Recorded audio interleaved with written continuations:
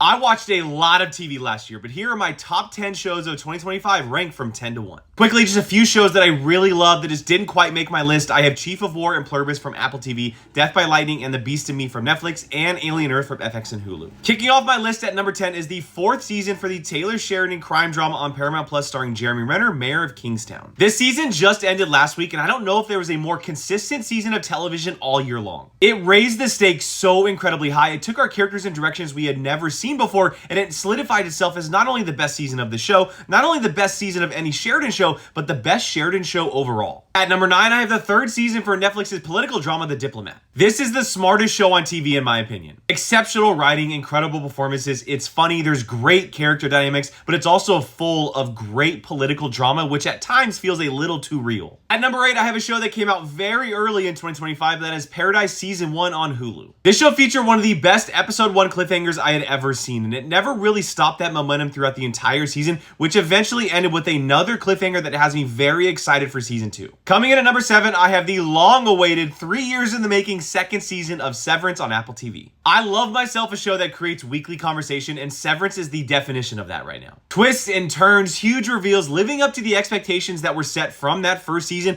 with what already feels like an iconic final episode. Some of you may disagree with me on this one, but coming in at number 6, I have Stranger Things 5 on Netflix. I simply just love the ride that this season was, the ups and downs, from Will finally getting his moment to Steve and Dustin's relationship, Max waking up, and a series finale that I think is one of the best we've seen in a very long time. Breaking into my top 5 is the Stephen King prequel series over on HBO and HBO Max, It, Welcome to Derry. The show's been over for weeks now, but I am still so incredibly impressed on how it built on the lore set from the It movies. Pennywise was only in half of the episodes, which when he was in the episodes, he was in absolute god mode, but that is a testament to the world building and storytelling that is still one of the best shows of this year. Just barely missing out on my podium for 2025 and coming in at number 4 is HBO's Task. Brad Inglesby simply just doesn't miss. This is a very tight original story that has some amazing performances led by Tom Pelphrey, who played Robbie. Kicking off my podium and coming in at number 3 is The Pitt Season 1 on HBO and HBO Max. I actually caught this one late and watched all 15 episodes in the span of 2 days after they were all released and couldn't believe that it took me that long to watch it. I absolutely love the format of the show. One episode equals 1 hour from the shift that we are following, but the authenticity of this show, it's insanely high, and it already might be the best medical drama I have ever seen. Just barely missing out on my top spot for 2025 is Netflix's miniseries Adolescence. A masterclass in filmmaking, writing, directing, acting, camera techniques,